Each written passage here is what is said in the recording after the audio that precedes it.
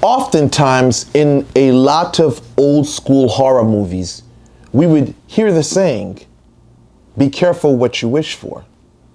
This actually is a reality in spell work.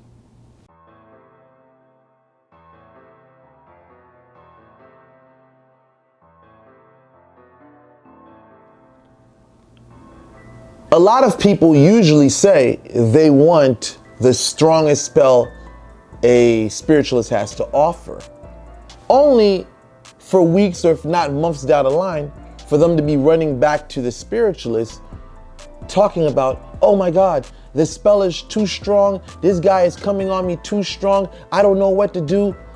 Well, that's a reality. Now, recently I was talking to a client who got the demonic honey jar. Now, many people know by the name, it's something that you don't want to take lightly. What happens when a person is utilizing the demonic honey jar with the right target?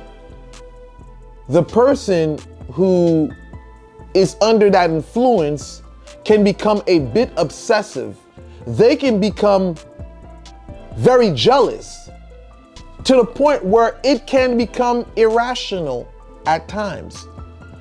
The person craves affection. They crave a lot of attention. And when they don't get this attention, they begin to lash out. Sometimes they do, let's just say, they throw temper tantrums. Now they begin to make, accusations. You may be on your phone talking to a coworker and now they're assuming that you're cheating on them or you're talking to someone. Well, let me tell you something. When you want this, you got to match the same energy, because the person, they're going to want you. They're going to give you everything that you ask a spiritualist for. You want the obsession, you're going to get the obsession.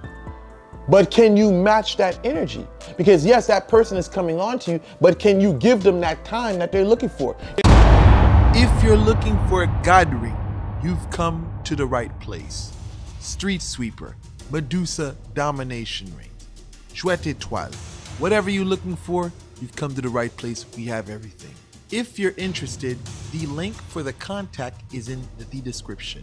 If every single moment, every 5 minutes, they want to hear "I love you," then every 5 minutes, you got to tell that person you love them. That's what you asked for. Because if you're not able to keep up with that, you're going to see the person lashing out.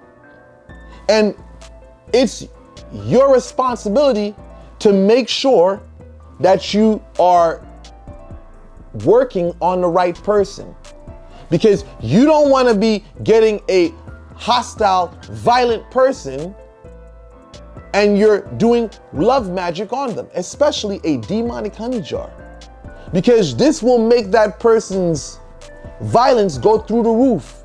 It will make them crazier than they already are. And this is why you hear a lot of hoodoo workers, they talk about certain love spells going wrong because the person becomes extremely violent or jealous. This is pretty common. When you are doing love spells, it can make the person jealous, and that's across the board, everybody. So what's going on is I thought we were okay, but little do I know we had a big old falling out this past weekend, and he just starts expressing all these things. So little by little, he just was getting jealouser and jealouser, right? Like worried about what I'm doing, where you going. If you just want to be with somebody else, tell me. It just like it was an obsession, but it was a light. It's almost like he's a, what is he? A Capricorn, like, so that sign that's really kind of holds back and abrasive. But like if I'm doing something as simple as looking on my phone, and he wakes up and he'll look over, and I guess he thought that I was maybe texting somebody else. So now he starts telling me all this stuff. So then literally it was the craziest thing. I called him, I just was making a joke like Mario Brothers, and I was like, "Good luck, Mario." And all of a sudden his brain tells him that I accidentally called him by another guy's name, and you're cheating on me, and he gets up and storms out. And I'm like, what the heck just happened? So then I'm trying to talk to him, and now he's like pissed off with me, wasn't talking to me. Then he's like then he's like, it's not like he can't control his emotions. So one minute he hates my guts, and then the next minute it's like, I love you. Why are you doing this to me? If you just want to be with somebody else, just be with somebody else. And then he broke up with me, and then he's like, oh, but I wanted things to work out, but I'm afraid of you, and I was really hopeful that things were going to work out. So he's just been all over the place. And then I just thought back about what you had said before. So then, he left to go stay somewhere else, I guess, because that's what he does anyway. He's like a runner.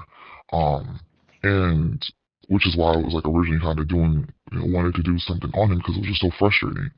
But he has like a serious general fear, and now he's saying, I'm afraid you're gonna hurt me, and you're not gonna play with me, and I feel like you're playing with me, and I'm not stupid. And I'm like, dude, I'm not doing anything.